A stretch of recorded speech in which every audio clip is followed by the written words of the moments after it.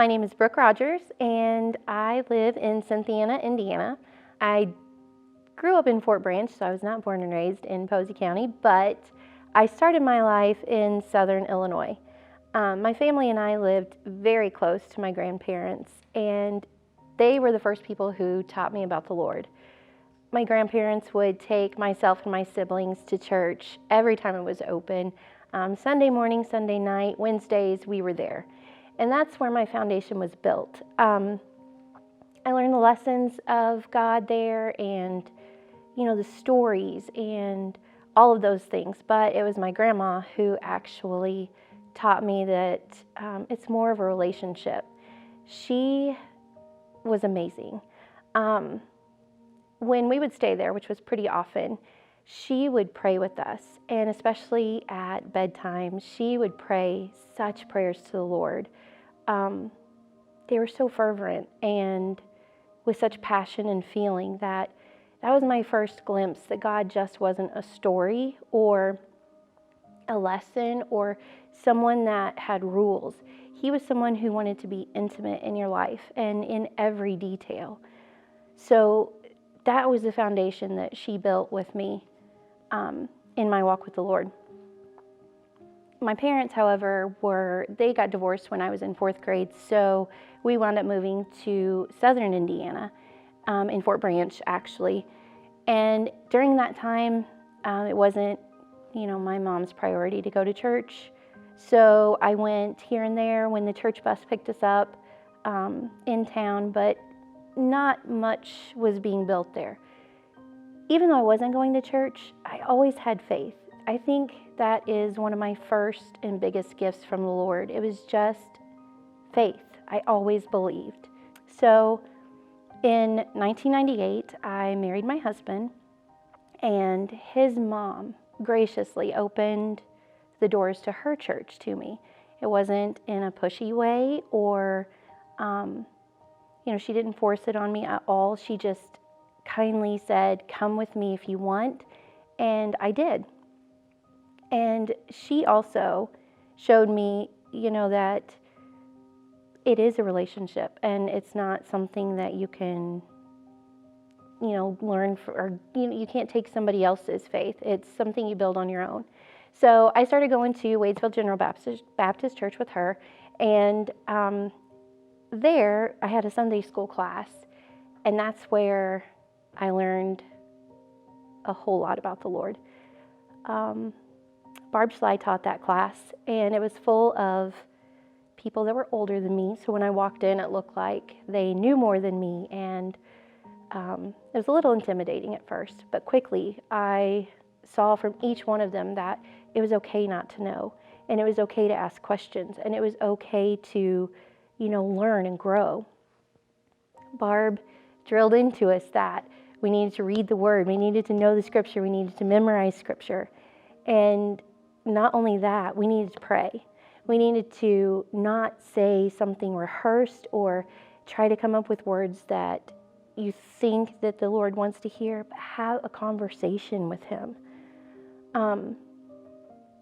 It was there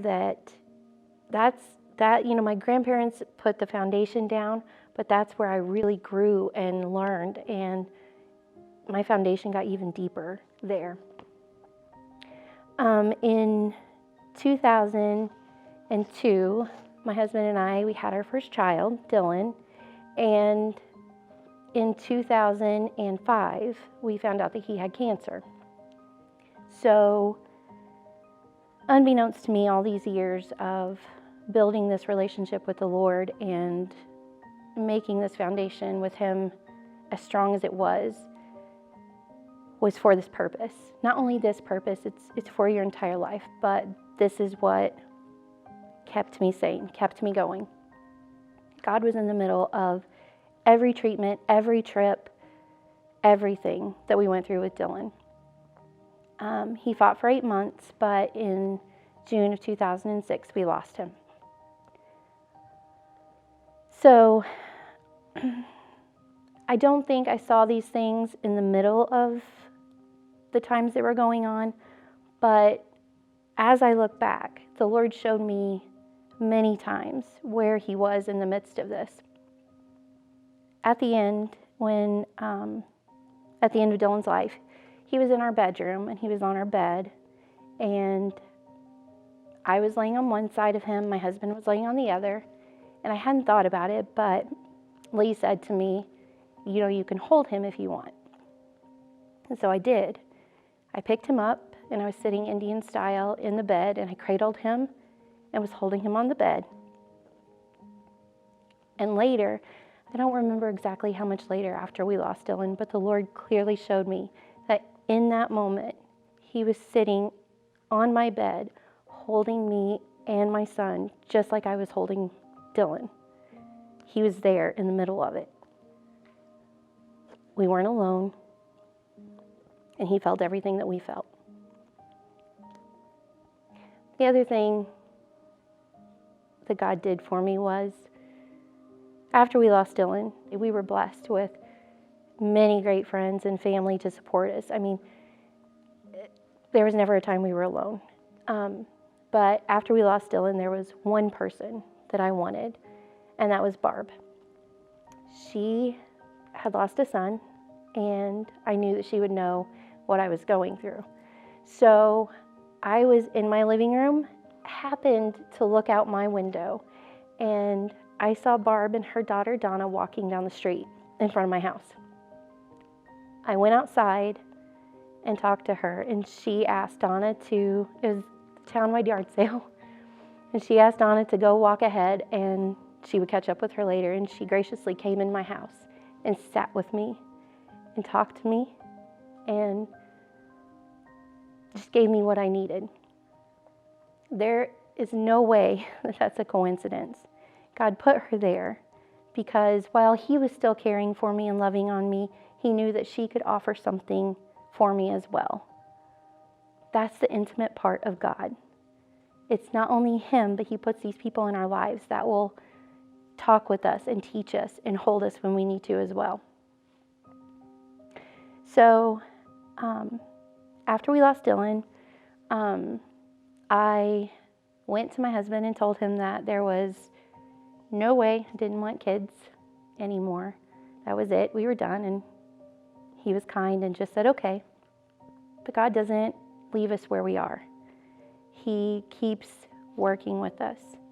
And after time, in those moments, like if you can think about the worst moment in your life, there's a time when you think that you're never going to smile again, that you're never going to laugh again. How could you possibly? And the biggest miracle that God did in all of this is, like, he brought joy back to my life. Joy is the core feeling that only comes from God. It's not a happy feeling that can come and go. It is peace. It is happiness, but it comes from the inside, and it's not something that moves with your current situation. It's always there. That's a huge thing. Like when you're in the midst of something awful and you can barely put one foot in front of the other, you don't think there's ever going to be a time that you're going to laugh or want to be happy again. God restored that. I can't explain it, but it's just joy. I miss my kiddo every day, and I want him every day. And I'm sad some days, and I cry some days, but I still have joy. I know other families who have lost kids, and they don't have the relationship that I do with the Lord, and it's different. There's just that sadness that doesn't go away. They go on, they have kids, they live their lives, but it is not the same. And that is from God alone. So, as I'm growing and walking, because what else can you do? You have to continue to live your life. The Lord just is still there. So, little by little, you move on, and God put it in my heart that I do want kids again. So, of course, I went out and told my husband, who was kind and just said, okay. So we adopted our son from Russia, and we came home with him in 2010. So, and God was in the middle of that as well. We had no problems. We got there, we got him home. He's perfectly healthy, wonderful kid. Then, a couple of years later, I once again went out and told my husband that there were too many boys and I wanted a little girl. So, of course, he says okay. And I had no idea how we were going to do this because we went to Russia, and that's really expensive and it's really difficult, and I did not want to do that again. So I'm like, okay, Lord, I don't know how this is going to happen. It's yours. I was asked by a friend of mine one weekend to go to Camp Ileana and pick up a girl that was there on a retreat weekend. I didn't know this girl. There was no reason I should be there other than my friend asked me to go. I went, and they had displayed all the names of the ladies there up on a wall. And I was sitting in the back of the church, looked at the wall, and saw the name Michaela. And the Lord clearly told me that that is your daughter's name. It would be Michaela Grace. Now, I had no idea where she was going to come from. I had barely told Lee that, I was thinking about this. We hadn't started anything, and I had her name. And Michaela means like God, and Grace, of course, is unmerited favor. So her name has meaning, which in the Bible, anytime there was a big change in someone's life, God gave them a new name. So Michaela came to us only by circumstances that God could have worked out, and she was 4. And so changing her name was a big deal, but God had given her this name, and I knew that's what we were supposed to do, so we changed her name, and she did fine with it. It was never a question. He worked it out. So 2 wonderful kids later, joy in my life, and I just continue to grow in that with the Lord. Today, I have other people that God has given me that speak into my life and help me in my walk with the Lord. It's not something that we're meant to do alone. God is enough, but He blesses us with the people in our lives to help us and to walk and to keep that joy that's inside of us that He gives us. I can't imagine where my life would have been if I didn't have the Lord to go through it with. I'm thankful, so thankful for Him, and that I didn't have to walk through it without Him. But you can have that same joy too, and that same relationship. There's no secret to it. It's just reading the Bible, knowing who God is, and praying and talking to Him.